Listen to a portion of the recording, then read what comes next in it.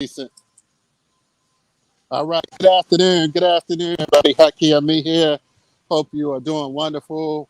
We are live here. I'm actually in the DC area today. I'm going live here. Get ready to go to this event where Mr. Rufus, as well as Anthony Brada, having the Mayor Marion Barry summer camp. But I have the opportunity to introduce a good brother who's done tremendous work in the Baltimore area. Uh, and he's known, he certainly has been a distinguished in Baltimore as well as all over. And he's doing tremendous work. And I'm going to have a conversation with him about the upcoming Underground Railroad. And that's a youth program founded by the Teaching Artists Institute. And 2 years ago, we did the well, he was involved the Underground Railroad, which is an experience taking the young people from the Baltimore area as well as other areas to Eastern Shore, Maryland, which is my hometown. So let me get the brother up. There's some loud people over here. I don't know what they're doing. But hey, greetings to brother E. Shakara. Let me give a proper name and a great hotep and greetings to you.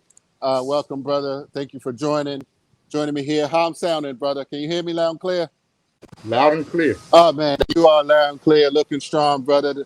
The spirit is strong, definitely strong. The African spirit is there. So thank you for, taking this time out. We have another sister who may come in. Let's see if she's able to get in. But just share a little bit, about yourself in terms of working with youth. And I know you. Oh, let me give you a shout out for serving in the service, of course, and you are now in service to our people for liberation of the minds and consciousness and for our African spirit. And so, let me just share a little bit about yourself in terms of working with youth and your experience that you had as you were an instructor with this summer learning institute.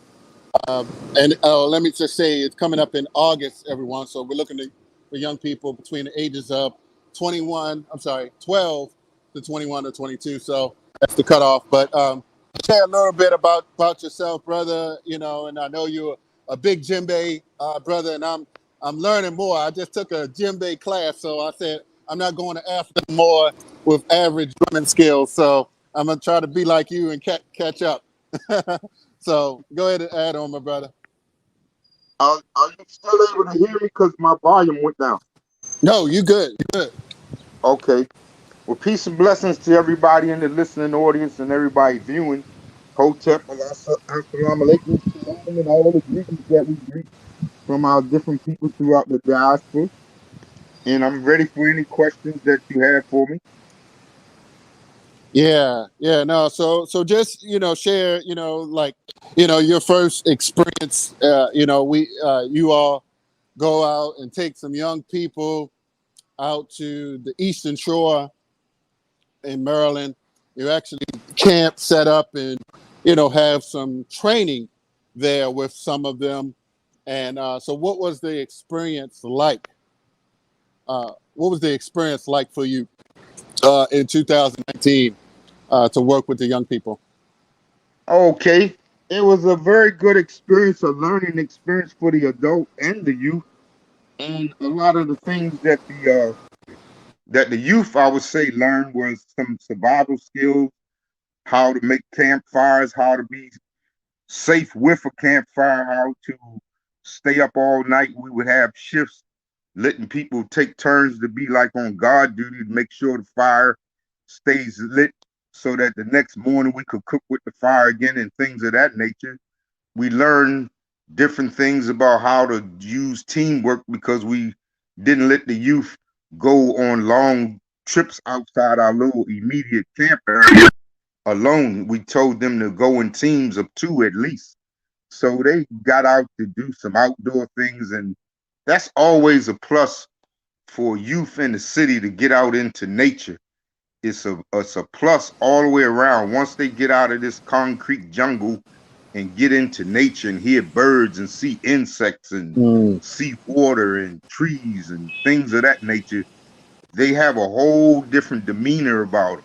Sometimes once they get past the fear of being out in the woods at nighttime, mm, then they really begin to appreciate it. And once we had finished the tour, which was a good learning experience for the children, because they learned that Harriet Tubman, she had to do certain things in order to survive.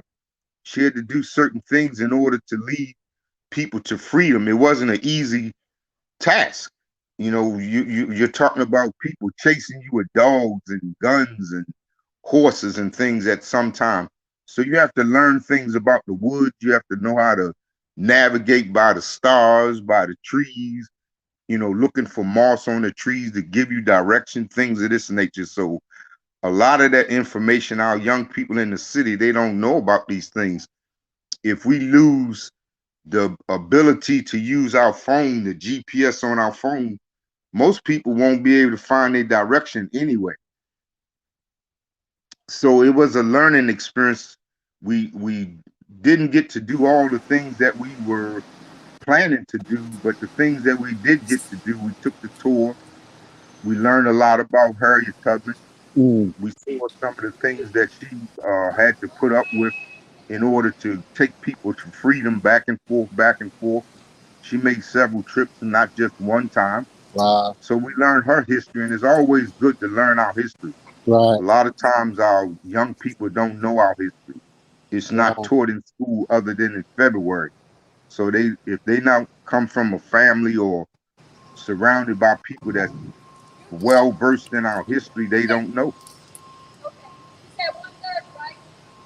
Right. Right. Yes. Yes.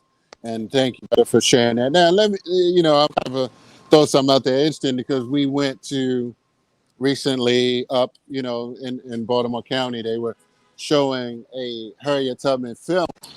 Uh, and, there's a lot of controversy swirling around with many people that you know, question different parts of Harriet Tubman's even now existence. And it's some so-called, I don't know, conscious people. I don't know if they think they're conscious or whatever.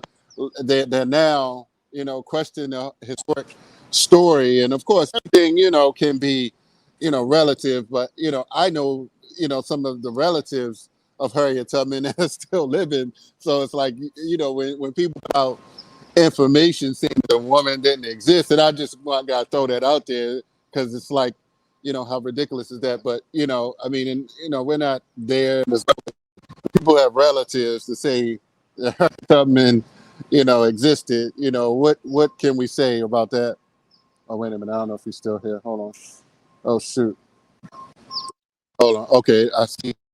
Oh, okay, hold on. Let me get him. Can you hear me, brother? Okay, I don't know if you heard Yes, I my hear you last much better question. now. Okay. Did you hear my last question? No, no, I I said didn't. okay. I said something to the effect. I apologize. I wasn't looking, but there are individuals discussing, suggesting that Harriet Tubman, uh, in many parts of the story, but even like Harriet Tubman living, like was she a real person? So I mean, it's around. I just got to put it out there because it's like I know some of her relatives, and it's like, okay, where's the story going? Like, when people are, I mean, like, who puts these kinds of things out? This is a good story, for us, as a people who would like, what's the motivation here? You know what I'm saying? So I just want to put that out for you as well. But I don't know if you Well, heard those if details, but if I were to speak on someone saying that she didn't exist, yeah, I would take that in the same grain of salt as the people that keep putting on Facebook and social media that our ancestors didn't come over here on ships from Africa. it's the I same crew. I, Yeah, I it's the was same crew. I was in a discussion on Facebook and I replied to the person because they asked the question. They said, "Well, if we came over here on ship, how was that possible when ships in the 1800s didn't have motors on them. So that's how ludicrous this argument or debate is. It's just Yeah, pure yeah, foolishness. yeah. There are too many historical records, congressional records. Countries have Right. outlawed slavery. Mm, Countries passed laws that say you couldn't import people from Africa right, anymore. right, That's right, on record. That didn't just they didn't make that up last week. right, This is right, right. hundreds and hundreds of year old document. Mm-hmm. Frederick Mm-hmm. Douglass, Frederick Douglass's books written where Frederick Douglass and Harriet Tubman had correspondence with each other. Mm, These aren't mm, things that somebody made up last week in right. Photoshop. Wow. Wow. So it's just ludicrous that people put out things like this and you watch the conversation on Facebook or the internet, YouTube, Right. whatever, and people buy into it. I think they all what you call trolls or trots or whatever, just Mm-hmm. fake people that's just confusing people that don't study. Right. Right. No, yeah, I certainly appreciate that from an elder. And we have to throw little checks out there every once in a while because because we could have young people, impressionable young people that are listening, and they may say, "Why would I want to go?" If they think that these people have some legitimacy or authentication. I mean, with the internet, a lot of information is free flowing, so they may be like, "Well, why should I go and learn?" About Harry Tubman, and why should I go do anything? It's just another excuse that, for instance, people may not, to come and learn and develop, skills that are, nation building skills, I believe, Right, essential nation building skills. And that's ultimately what we're, attempting to get the foundation began, get people to start thinking about what would you do in some scenarios. And I just appreciate individuals that are to have that mindset, to know that we every once in a while we have to get out and live off the land. We have to right, prepare ourselves, and we have to think what will happen. And so I just got an emergency kit, emergency preparedness kit, for my backpack. So I think that's essential, you know um, of course, not just the historical context, but the relativeness of today. So no, but that pretty much, I think we I just wanted to plug. We couldn't get the sister on today, so I know Sister Kim Poole may want to. Oh, wait a minute, hold on. I think she's hold on. Minute.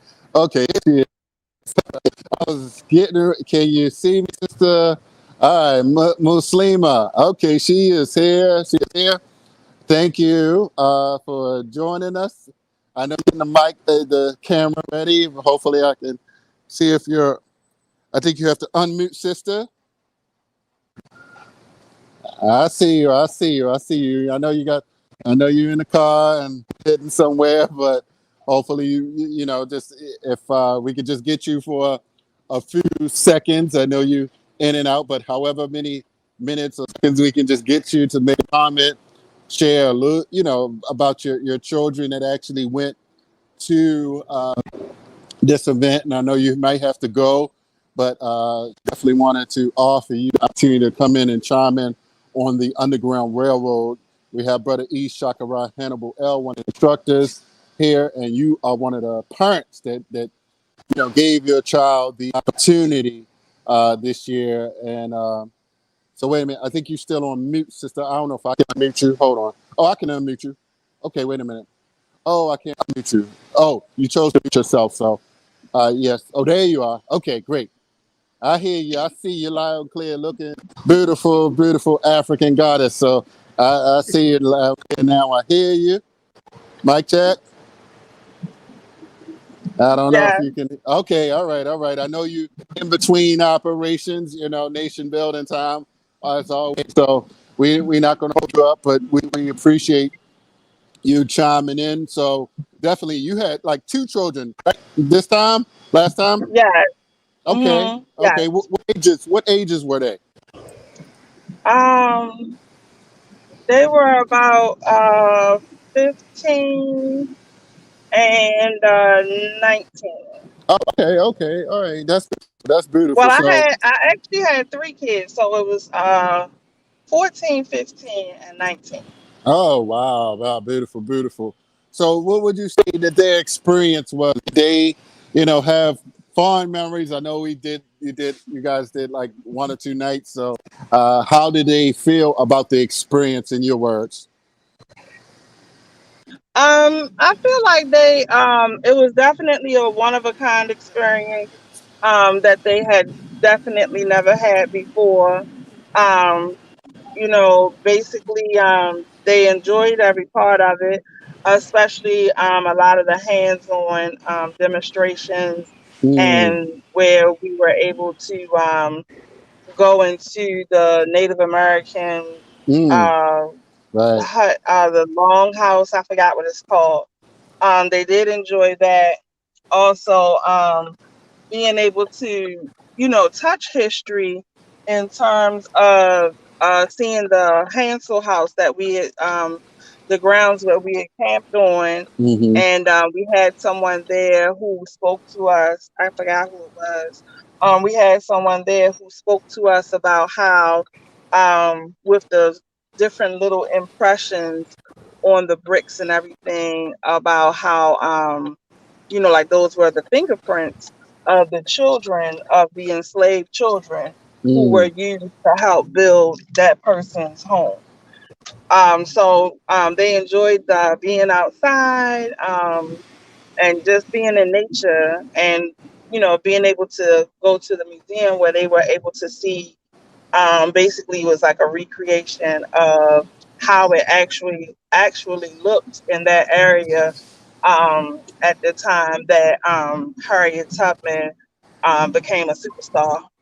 Um, they also and they also enjoyed exploring the area and everything. So they really had a good time.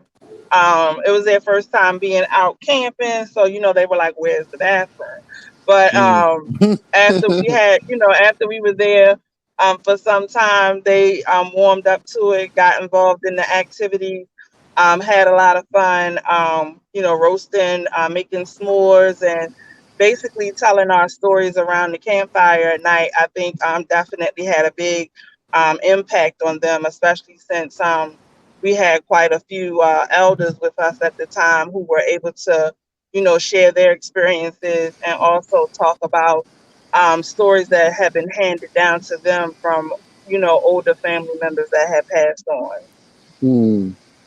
All right, beautiful, beautiful. Yeah, so I definitely appreciate that, and it's good and always inspiring to hear people who got off the couch, or not that your children did, but got off the phone and the internet and the computers to take a day out to learn both history as well as outside. So I think that this is something that many other young people should would be happy and pleased to experience, and that's coming up on August the 27th and 28th. And so you know I, um, I would like to add something. I'm sure. sorry. Mm-hmm. Um, Sure. I it was my first time out like camping overnight also, Ah, so okay. I definitely enjoyed myself.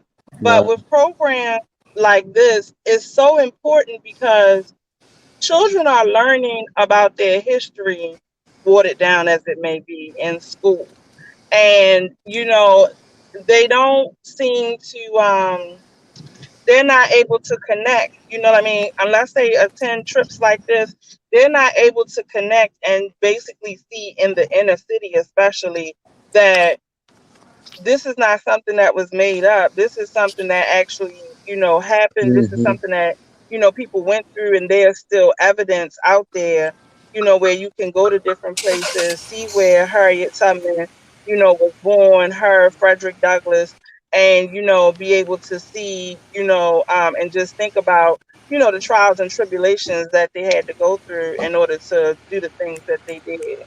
So I think it's very important, especially with Hansel House and being out on the camping ground, that it's like, oh wow, this is the same sky that they looked at over 400 years ago, or this is, Mm. the same mosquitoes that you had to deal with, and it's the same, being able to see the kitchen and be able to see that there are actually places that did not have, electricity. Like, I think children is like they learn about it, but they don't really know it for real. So for them to be able to go on this trip and see it in its existence and be able to see the tangible part of it, I think that would make a really, really big difference in them, being able to see and respect and, honor their history more.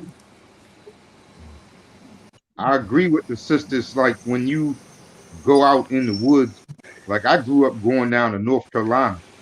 My grandparents didn't have indoor plumbing, so we had an outhouse.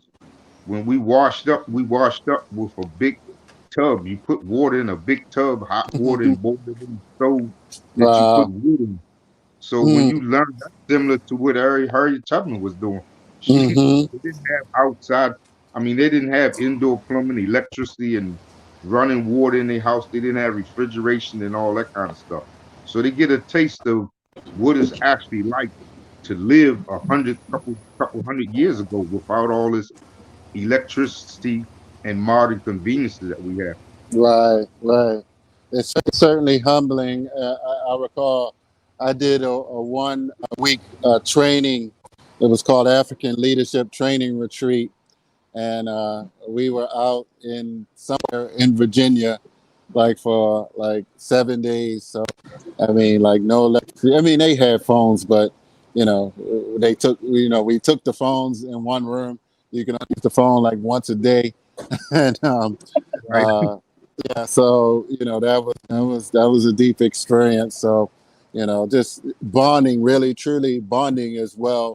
The young people need to bond with their peers, Mm. and to have authentic one-on-one relationships. So yeah, so that's all. I think we covered everything. Let me just give out if anybody is interested in following up. Look out Kim Pools. Well, you can go to this event is sponsored by Ja Kente International and the Teaching Artist Institute.